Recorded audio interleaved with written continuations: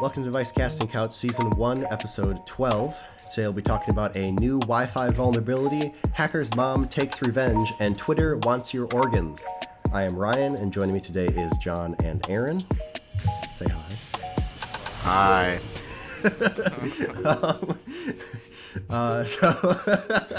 Let me jump into this first article here for Twitter. So there is a freelance journalist named Tyler Coates, and apparently he logged into Twitter one day, and an ad popped up, and he posted pictures of the ad that popped up, and it basically just says, Is it a kidney you need? Stop waiting for a donor and pay to skip the line. Many people out there are selling their kidneys cheap. Buy yours now. Wait, hold on. It's a kidney selling or a Yes. kidney buying service? Both, I guess. It's like a Walmart for organs. Basically, and it just shows a picture of like all these people lined up with a freaking scar on their side where they had their kidney taken out. And there was another journalist as well, Steve Blum, I believe is his name, and he also got this this ad, and it basically, obviously we'll post all this, but it has like a smiling like heart and like a little like lung or whatever with his thumbs up, and it says, "Need organs? Whatever you need, we can get it for you. We can source organs within 3 days. Healthy, reliable, and fully tested. Your solution to bypass the system." So, so apparently this popped up on Twitter when this guy logged in, and he was obviously disturbed. And shortly after, the account obviously was suspended. But because obviously Twitter put out a statement and said that, oh yes, obviously this goes against our unacceptable business practices, policy, and inappropriate content. But the fact that it was there to begin with, and their official statement is, they said, quote, "In general, we have both humans and machines that review our content for policy compliance. And of course, we're constantly investing in both our automated and human review process and systems." So basically just kind of a generalized like cop-out statement, saying, yeah, mistakes were made, blah, blah, blah. We have algorithms and humans, whatever. So we didn't mean to put the organ stealing yeah, on here. yeah, exactly, basically. So this article kind of takes a leaning that Twitter doesn't really care about what ads are being posted. And I tend to agree with that. I mean, they hit a record of $1.47 billion of profit in 2019 just from their ads. Despite signs that their revenue is kind of, or ads being promoted online are kind of tanking, and people are starting to move to other platforms such as Google and Facebook, but they're still making a ton of money off of this. But it also brings up the question of their algorithm has to be pretty crappy if it's just shotgunning these ads to everyone and not really targeting anything. So I don't think the producers of these ads are really getting their money's worth. But yeah, I thought that was pretty interesting. I mean, I'll be honest though. Like, is it Twitter's responsibility to screen the ads that go on there? I mean, like, if Yes. you want a free and open platform, like, you should be. If you have the money to put an ad up there, then put it up there. But I imagine, like, because I've done Google AdSense before for YouTube videos and stuff like that for some people I've worked with. They're not cheap. They're fairly expensive. Yeah. Like, so I mean, if you got the money to put it up there for an ad that clearly is not real, I mean, what are you gonna do? I mean, this is a question always in the political space is, can they put whatever ads they want to up there? And is Twitter, the people who should decide what is good and what is bad? Well, Twitter did say they don't allow political ads on their platform anymore, but they apparently allow this. There is a page called Promoted Tweets, and they have an archive of basically all the very kind of strange ads that Twitter has allowed on their site. It's pretty funny if you want to check it out, but I'll link it down in the sources. But yeah, I thought that was interesting. Oh yes. I have a good one too. Something that'll make you laugh. Coming from Ars Technica, it's a hacker's mom who proceeded to break into a prison and allow access into the warden's computer. So it's actually quite interesting. Apparently, there is a penetration tester who works for Black Rocks or Black Hills Information Security. Mhm. They were doing a penetration test, which was completely legal, into a South Dakota correctional facility, and his mom was recently hired as a CFO of the company. She was like, I would like to go try my hand at doing what you do, do some social engineering.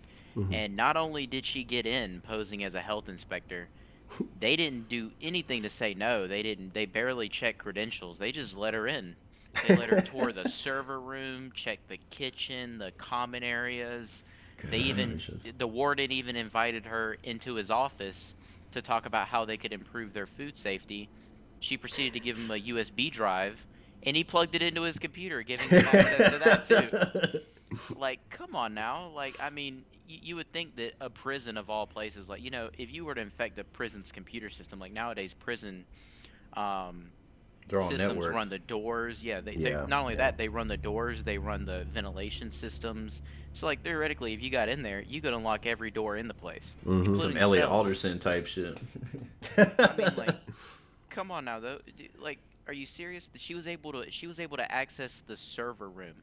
This article says, and plug in rubber duckies into the servers, Oh which no. clearly means they're not physically secured. Yeah, Clearly. yeah, yeah.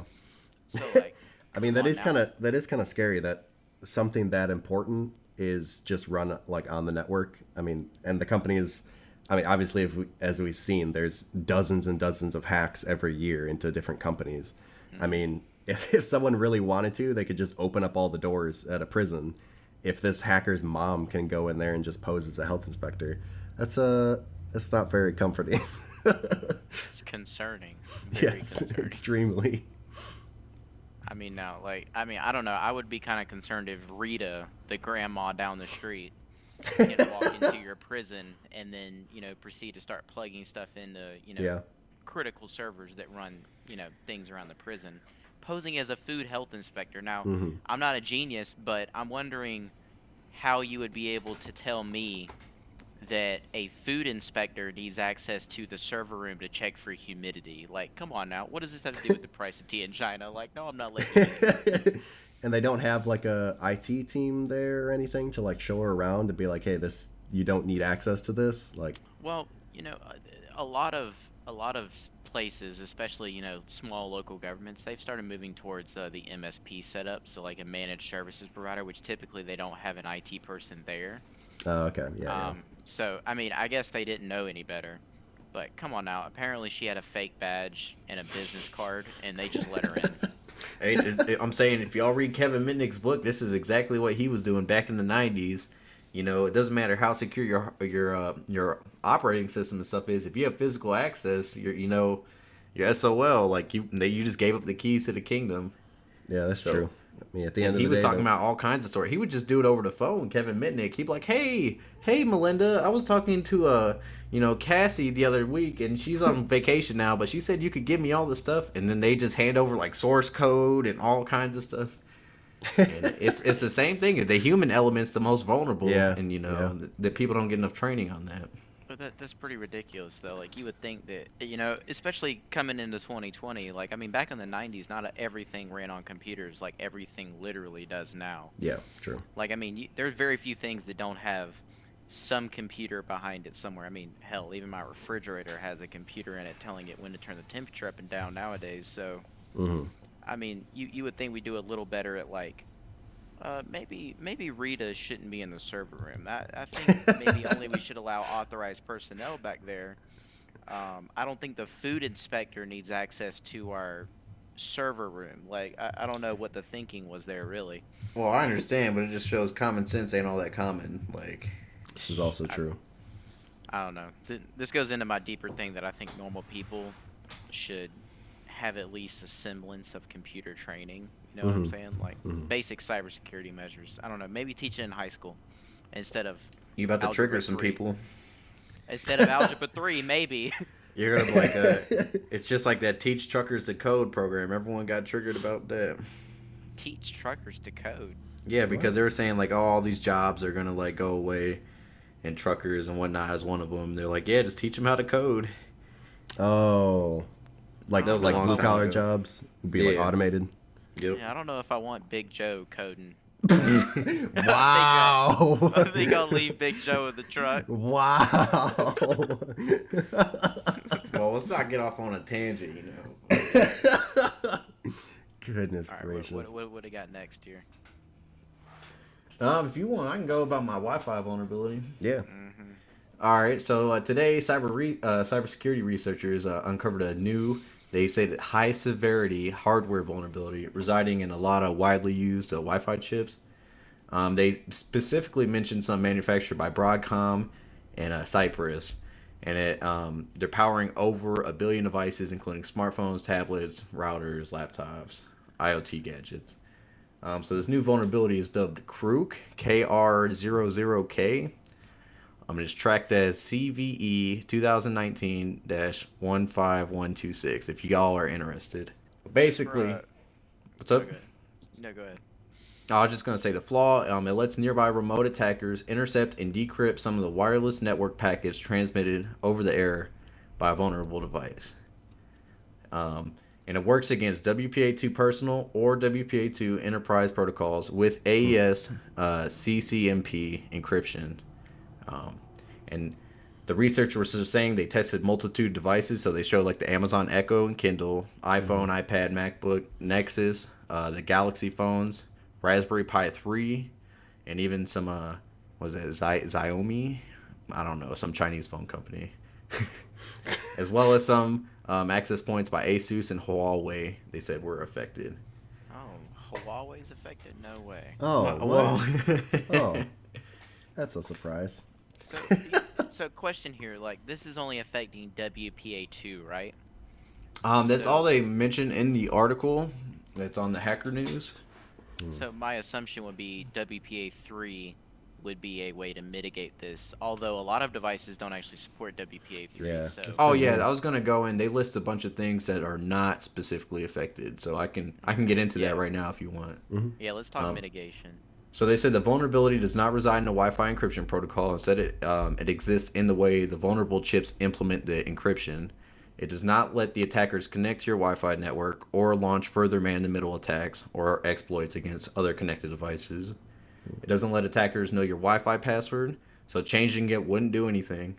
Um, doesn't affect devices using WPA3 protocol. So if you have that implemented, like Aaron was saying, it would mitigate this. But it does let attackers capture and decrypt wireless packets, but there's no way to predict what data will be included. And then it says, most importantly, the flaw breaks encryption on the wireless layer, but has nothing to do with other encryption like TLS or, like, say, if you're using VPN or anything like that. So, running a VPN would pretty much squash this problem entirely. Yes. Yes. I think we should get a VPN sponsor at some point. Well, don't make Like, it I mean, Nord. Don't make it because Yeah, Nord. not hey, Nord. not Nord, but how about ExpressVPN? How about Tunnel hey, Bear? all right, we're gonna need to have an offline discussion about VPN Molvad? providers. Molvad? So they said the But researchers said that this is related to the crack attack that we heard about a year ago, about a couple months ago, and that makes it easier for attackers to hack Wi-Fi passwords. So if you were to combine the two, you could kind of get some interesting stuff. But basically, they're saying how this vulnerability works is when a device is suddenly disconnected from the wireless network, the Wi-Fi chip clears the session key in the memory and sets it to all zeros. Um, but the chip still inadvertently transmit all the remaining data frames that were in the buffer with that all zero encryption key. So then you can just intercept them over the air, and you're like, okay, it's all zeros, and then you can collect a bunch of information. But like they said, they don't know it. You can't know exactly what information you're going to intercept because it only does it for just a little bit, whatever's in the buffer. Yeah. But they said it contained potentially sensitive data like DNS, ARP, ICMP, different HTTP, stuff like that. Like just whatever was going to be sent out at the time. But they said if you're in close proximity, you can continue the deauthing and potentially get more and more little pieces and maybe be able to build something up over a period of time. see, Okay.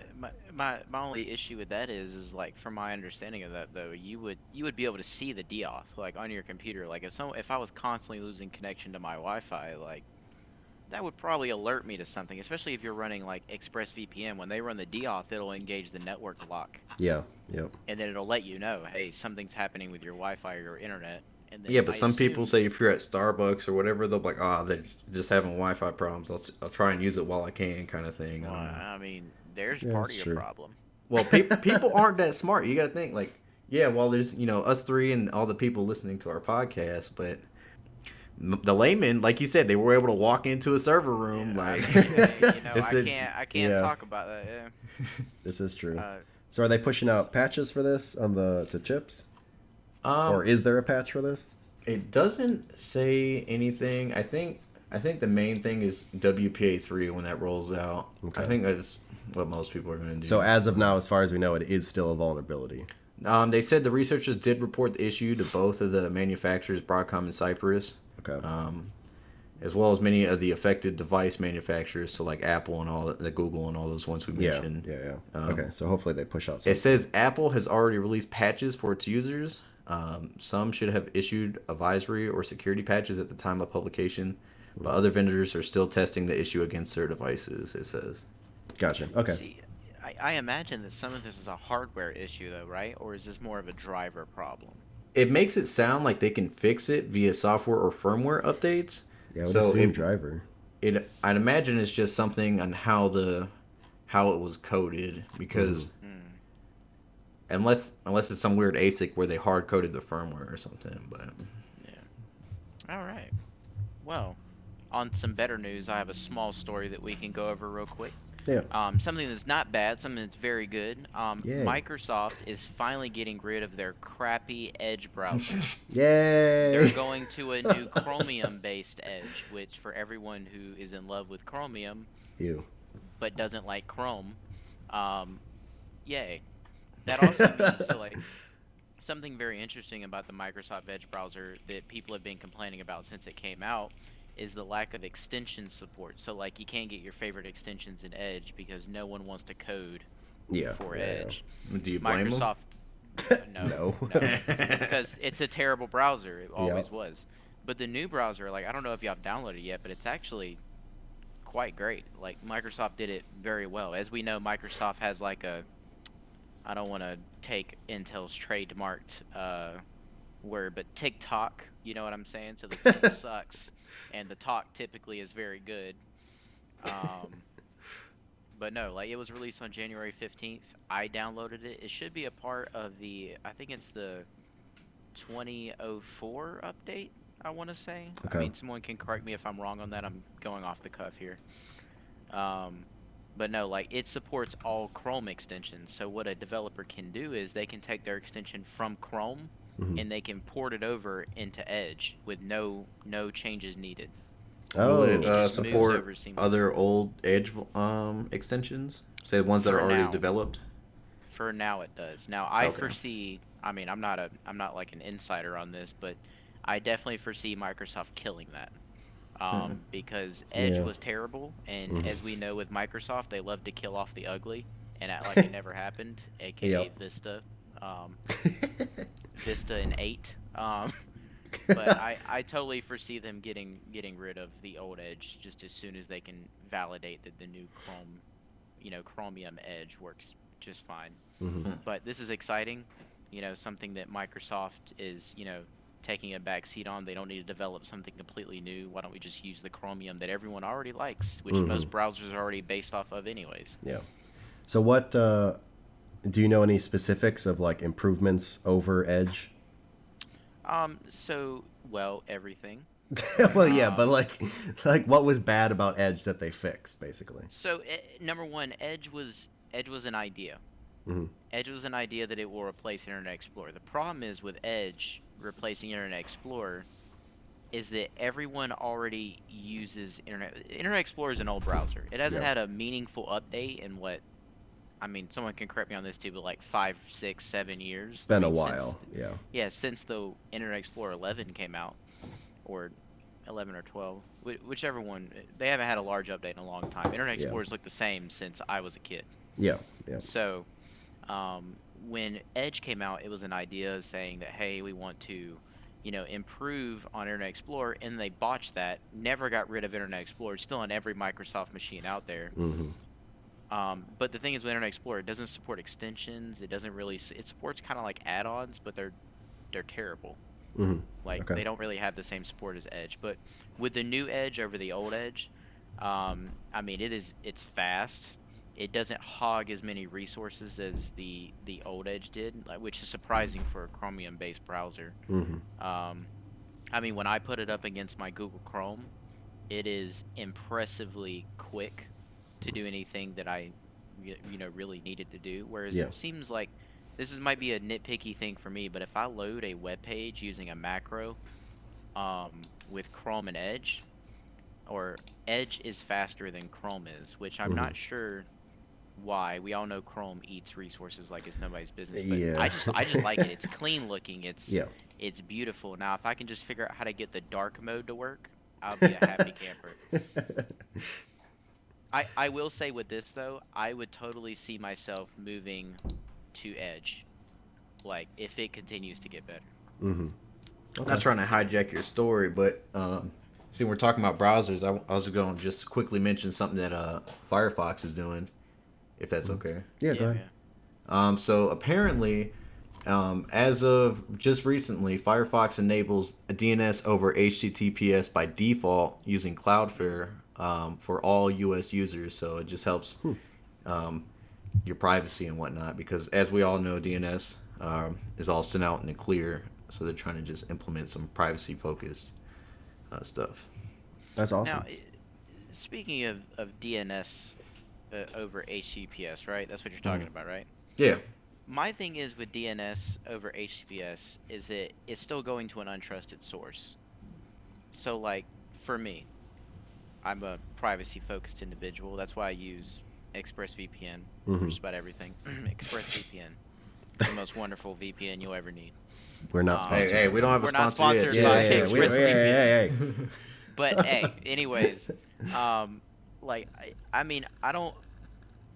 Is there a private DNS similar to like I'm thinking of like a DuckDuckGo DNS that I can go to that supports DNS over HTTPS? You know what I'm saying? Like I haven't seen one so far, so I'm wondering if either of you know. Isn't there? I know there's an app.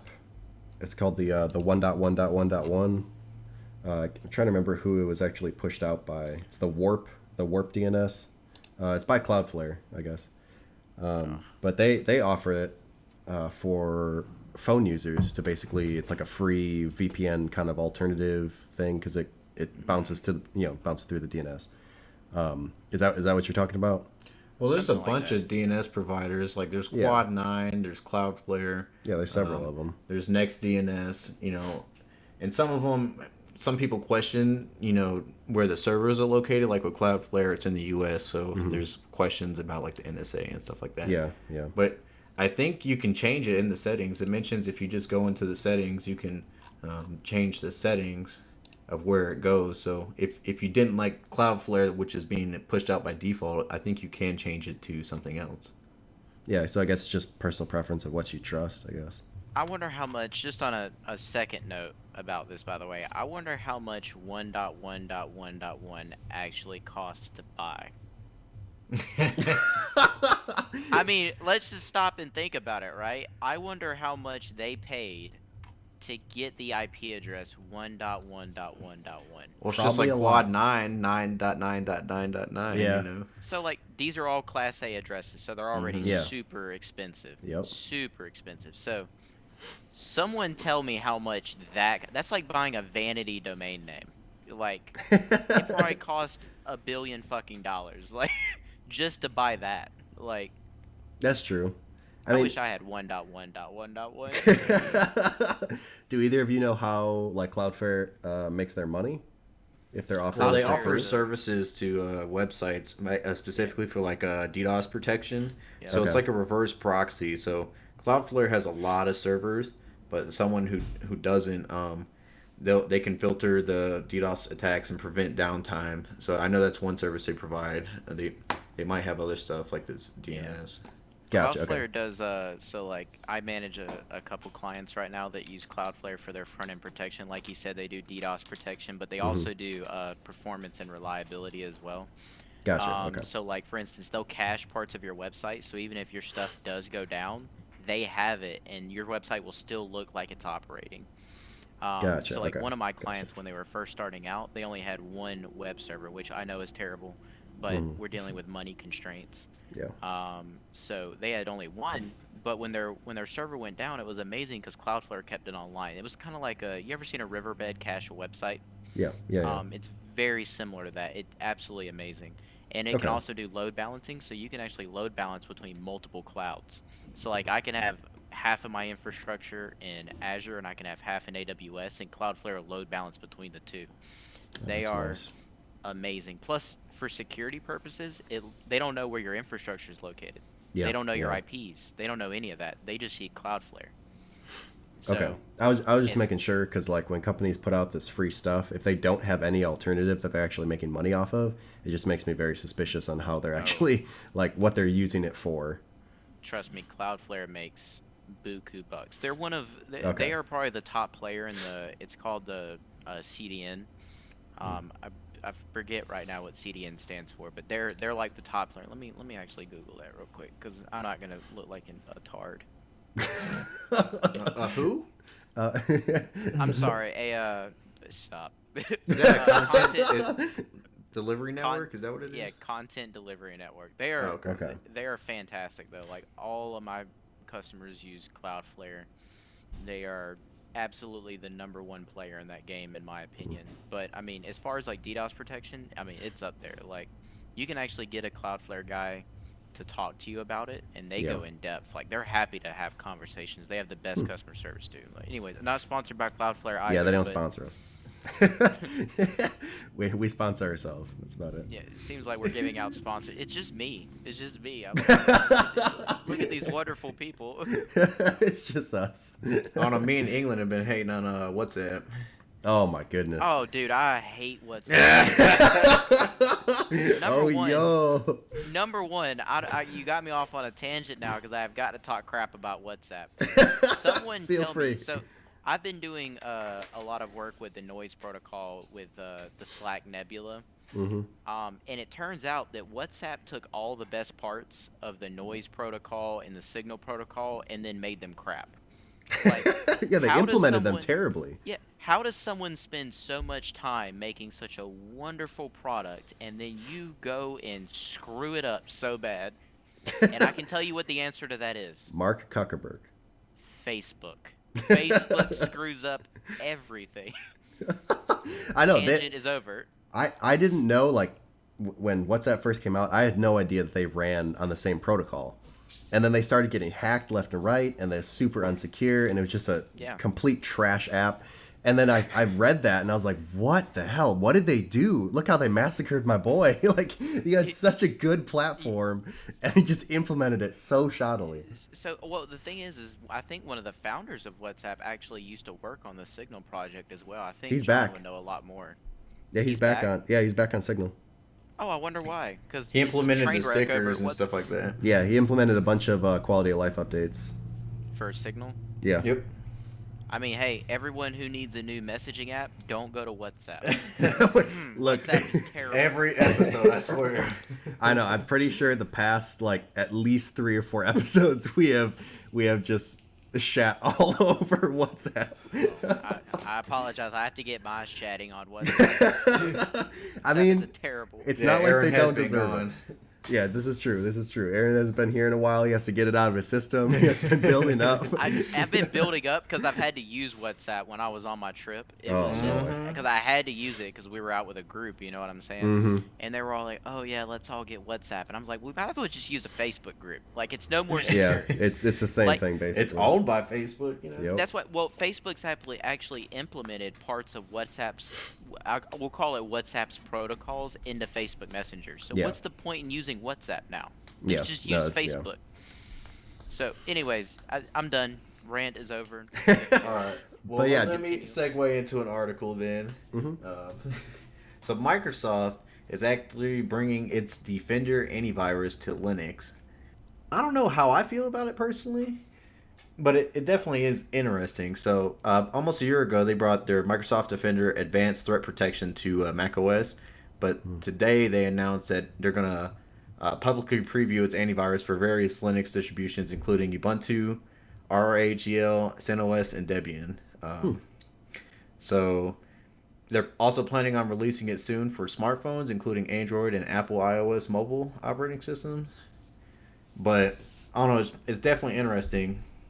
It says it can proactively hunt across users' email applications and endpoints to automatically detect, investigate, and stop coordinated multi-point attacks.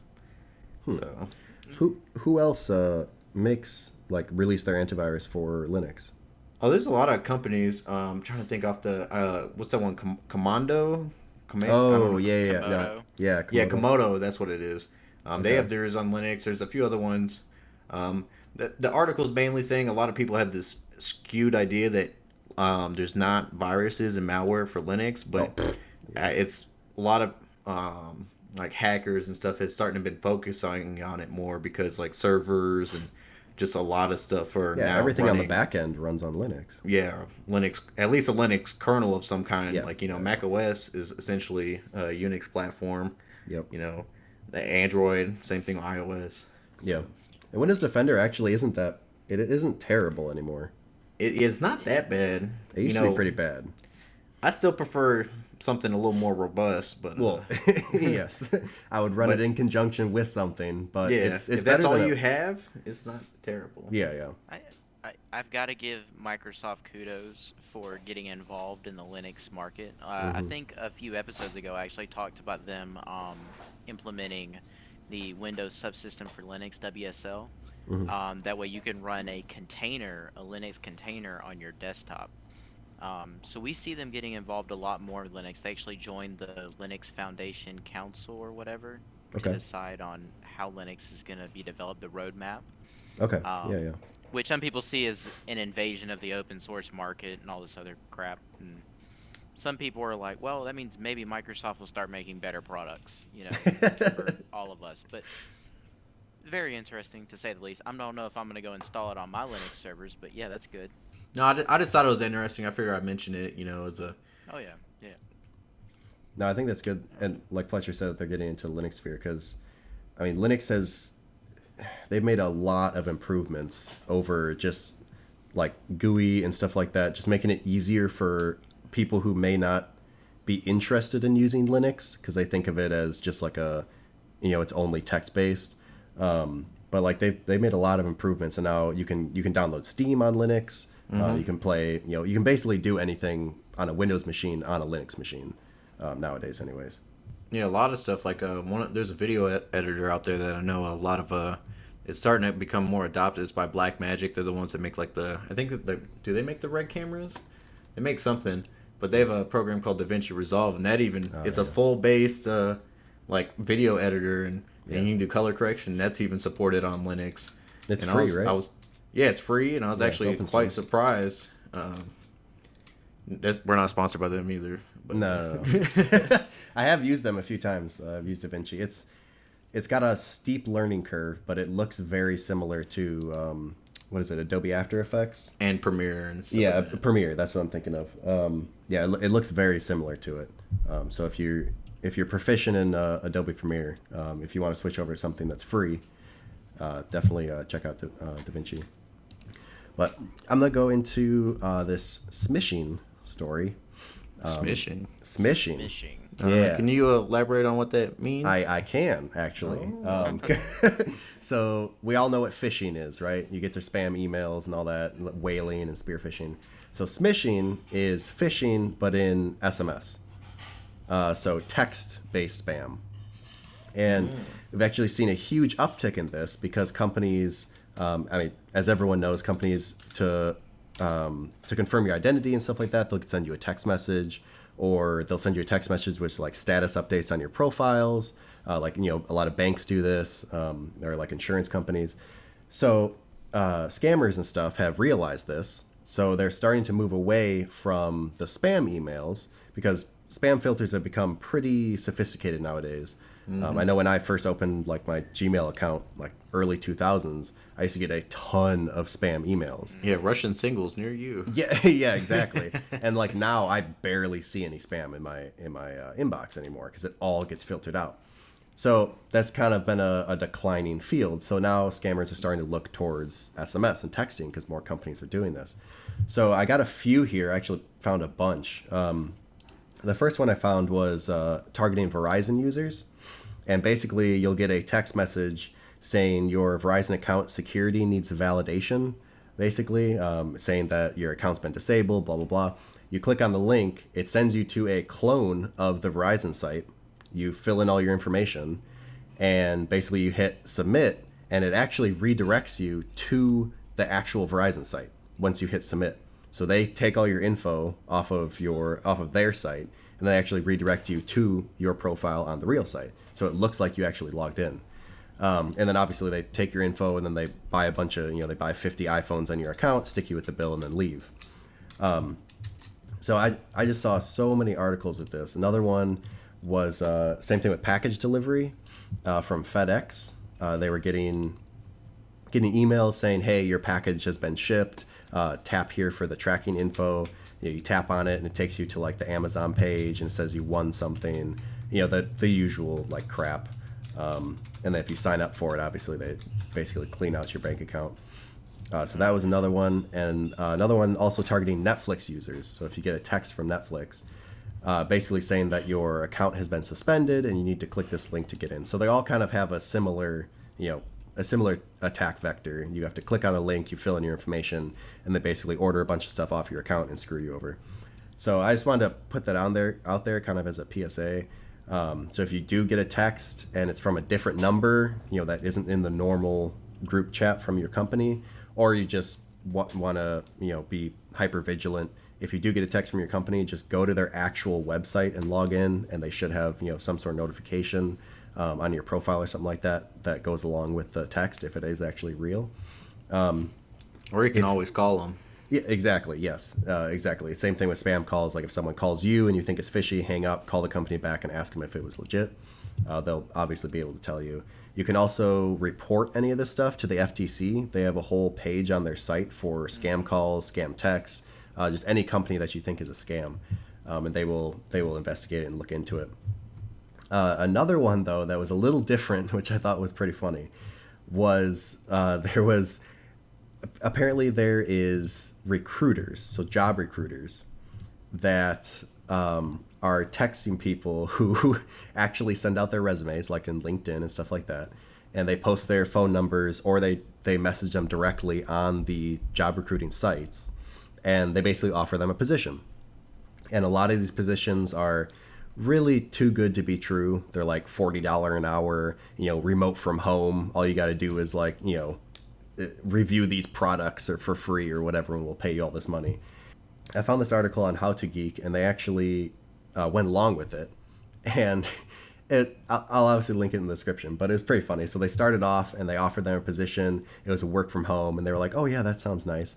And then people were like, okay, give us your phone IMEI number, and we will remotely install our job app on your phone. So yeah. So they sent all the information. They got a dummy phone, and they sent them all the information, and they were like, "Oh, it looks like we can't install this app on your phone." They're like, "Can you send us your phone?" So they were like, "Oh," and they said, "Oh, it has to be a new phone as well." So they're like, "Oh yeah." They're like, "Yeah, I'll go buy a new phone and I'll send it to you," because I guess they said they said they were going to send them an Apple laptop as well to run Microsoft Office XP 2012. Because that's it must be a proprietary software that I'm not aware of. But so they said, yeah, we need a new phone, and it has to be the latest iOS and stuff like that. So they basically were just trying to scam them out of a new phone. So they said, oh yeah, we'll send you. They're like, yeah, I think my brother has a phone or whatever that he doesn't need anymore. I'll just ship you the smartphone. So they sent them a FedEx label with their address on it. And they looked up the address, and it's basically like a shack in Nigeria. and they have the Google Street photo on here and everything. It was freaking hilarious. But anyway, obviously they did not send the phone, and the person, didn't contact them back and stuff like that. But just be aware, if you are on LinkedIn or you're looking for a job, if it's too good to be true, it probably is. obviously there was a ton of like grammar mistakes and spelling mistakes in their correspondence as well. Most headhunters for job companies, they're not stupid, and they use proper grammar. If they sound illiterate, they're probably not working for the company, because that would. Do you mean? I'm just saying, if your job recruiter cannot use proper English, you probably don't want to work at that company anyways. You're telling me that I shouldn't send my phone to a shack in Nigeria? Yeah, yeah, probably not. But yeah, just with all this stuff, just please be careful. Scammers are starting to look into new areas because the old tropes of like, the African prince who wants to send you, 50 bars of gold. Like that stuff is becoming outdated, obviously. It's become a joke. So they are looking into new ways to try to scam people out of their money. So just apparently old people still fall for it though. They do, yes. I know I brought that up a couple episodes ago with the fraud ring that got arrested in India. They scammed, I can't remember the number now, but it was hundreds of thousands of dollars, and it was like 80% was retired elderly people that were falling for it. So yeah, protect your grandma. That's make sure your grandparents and stuff know that this stuff exists, and try not to get scammed. Listen here, Grandma. You gotta stop sending those Nigerian princes their money. Exactly. They're never gonna pay you. Exactly. I don't care how nice the young man is that's emailing you. Don't send them anything. I got something else that's pretty funny too. So, yeah. As we all know, coronavirus came from Wuhan, China, and China, being very hilarious and authoritarian, has banned the Plague Incorporated game from the iOS App Store in China. They said, and this is a quote, that the content is illegal in China. Oh my goodness. Along with images of Winnie the Pooh. Look at this dude. It also says that it says that the players should not treat the game as a scientific model for the spread of a disease. Oh my goodness. I'm sure somewhere someone is playing the Plague game and they put it as coronavirus and they started it in China. I guarantee you. And it says that there's also an analyst, an industry analyst that notes on Twitter that China has in the past restricted games that harm the public ethics, disrupt social order, and undermine social stability, including titles that contain false information. So I guess they think that Plague Incorporated is, I guess, harming the social stability of China. Even though they're harming their own social stability. I don't know. I don't know. I just think it's kind of funny. You're the one with the virus. You don't see us banning it. Yeah, no. So what? They're gonna ban all games that aren't scientifically accurate then? Yeah, I don't even know what the point of this was. I mean, I guess it's just funny. Like they're like, oh, we don't have a game that says Plague Incorporated. We got a plague running around. Like, you can play this pedophile game over here, but you can't play Plague Incorporated. Hey, that one's scientifically accurate, Oh no! He has a little van with a candy. That's just like the report. Goodness gracious! We're never gonna get a sponsor. Oh no! Oh my word! Well, good old China. Always good for a laugh. Yeah. The Wiggers aren't laughing. Goodness gracious! Now we have to explain this again. If they're an actual ethnic, what's the word? Group? Ethnic group. They're called Wiggers, but it's spelled with a U, and it's really strange. We are not using racial slurs. This is an actual group in China that are being basically sent to concentration camps. But allegedly. Yeah, you're gonna have to explain that one every single time, because I was immediately like, what are you doing? Jesus. Like, No. It's from a previous episode. If you've listened to the other episodes, it's spelled Uyygur. Yeah. But it's pronounced. Yes. Wiggers. It's Wiggers. Yes. I'm not even joking. Right. We Googled the pronunciation and everything. Look, I looked up when he brought this on here, and he was like, "I'm gonna talk about the Wiggers in China." And I was like, I was like, oh no, John, you cannot do this. But we looked it up. no. I went to like 3 different sites, and they all said it is pronounced Wiggers. So it's not our fault.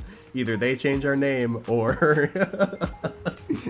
But anyway, well, I think that about wraps it up for us. Before we get sued or kicked off our platforms. Demonetized. Yeah, something like that. All right, we'll see everyone later. Bye.